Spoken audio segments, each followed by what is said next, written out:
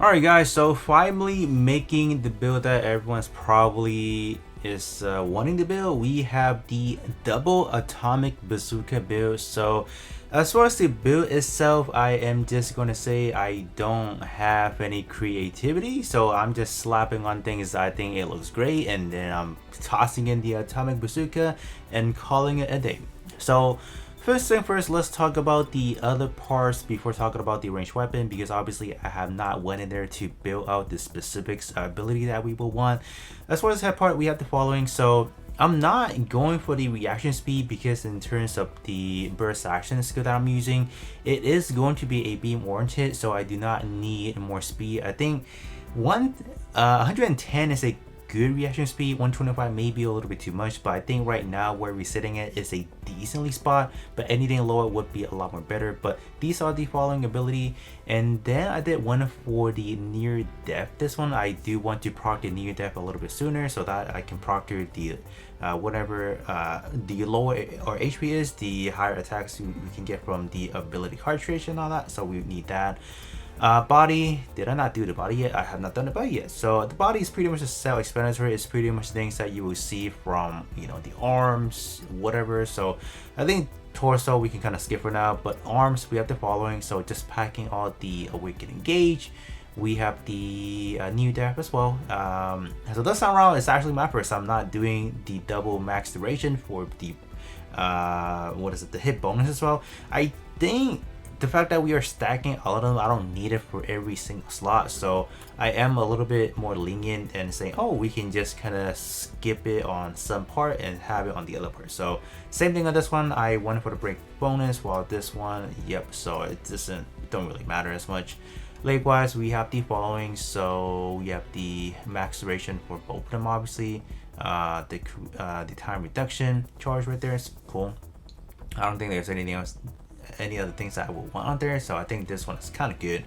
Back part, we have the following, so pretty much the standard stuff, and then these two obviously I have not went in there to done anything yet. And then I actually went ahead and just maxed out to close range weapon for this one specifically.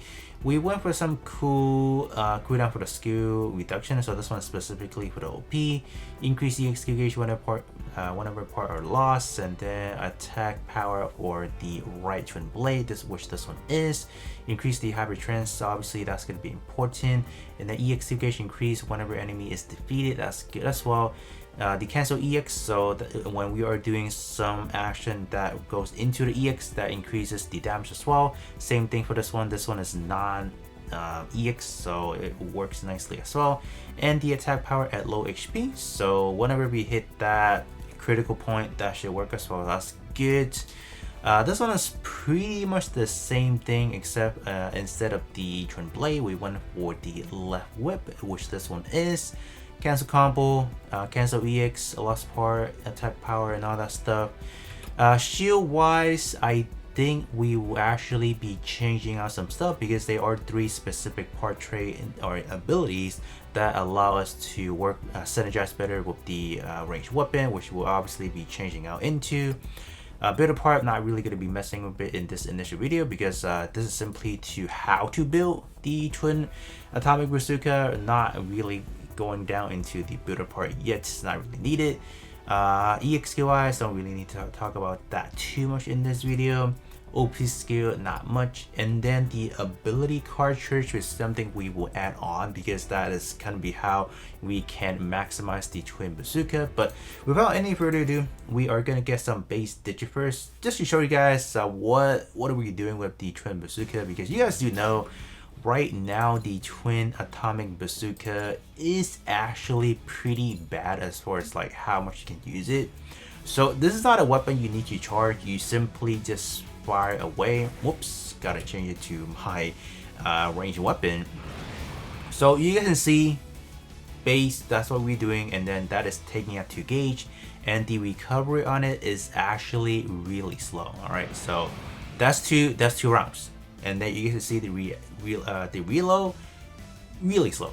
It's gonna take a million century to get it done. So same thing, same capacity and whatnot. So essentially you can say you can only get 2 rounds per atomic bazooka, so 4 rounds in total, and that is not enough. If you want to talk about clearing all 3 phases, that is obviously not enough. So what are we gonna do? We have to play around with the ability. So now that you guys see what we can do base, we are gonna mess with the abilities within those 2 atomic bazooka, mess up the shield, and then we'll come back around and see what's going on. And then after that, we are going to tackle in with the ability cartridge to make this ultra strong.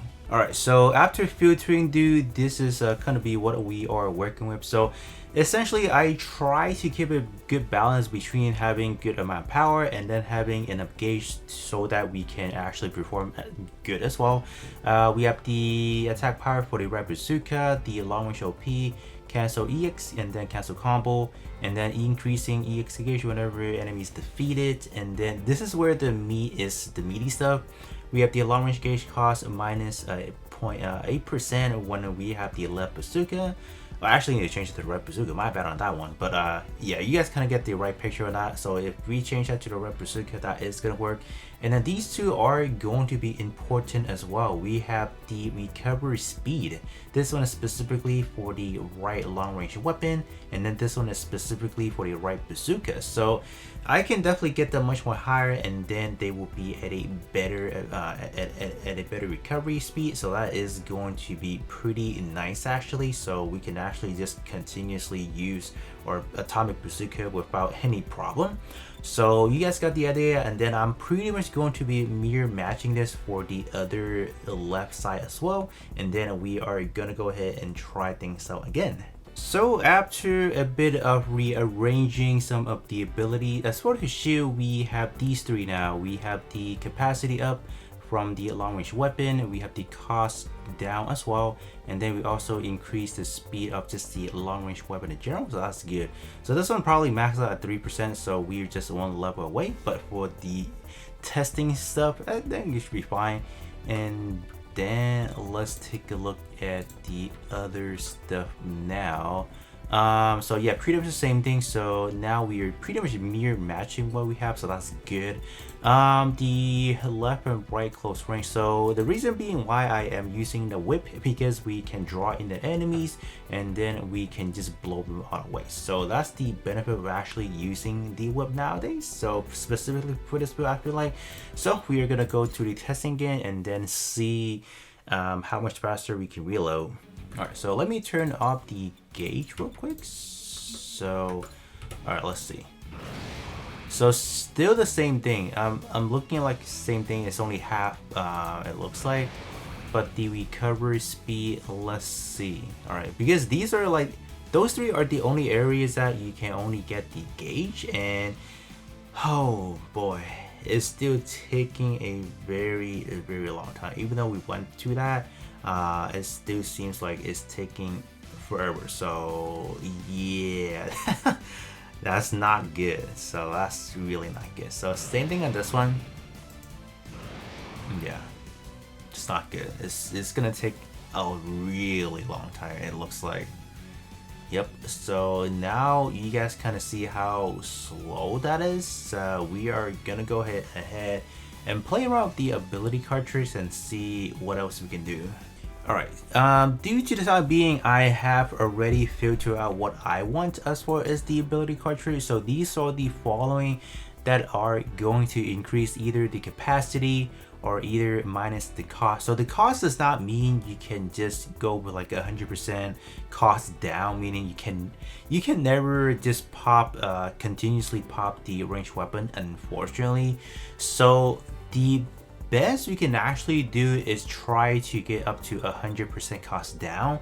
So that will allow us to get more usage out of it. So let me kind of give you guys an example of what 100% cost down will looks like. So I have things that are actually negatives over here, but these are fine because I'm not using any long range weapon that is homing oriented.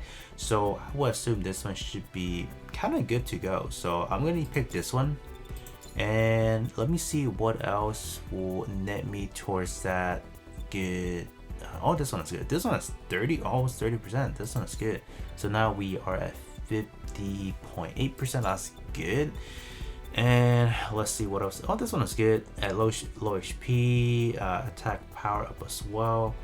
Air dodge, you can take that one. That's good. 76%. That's good. What else? This one? Oh no, we have this one already. My bad. Yeah, that's the thing. I wish the ability cartridge would let you know what you have already selected.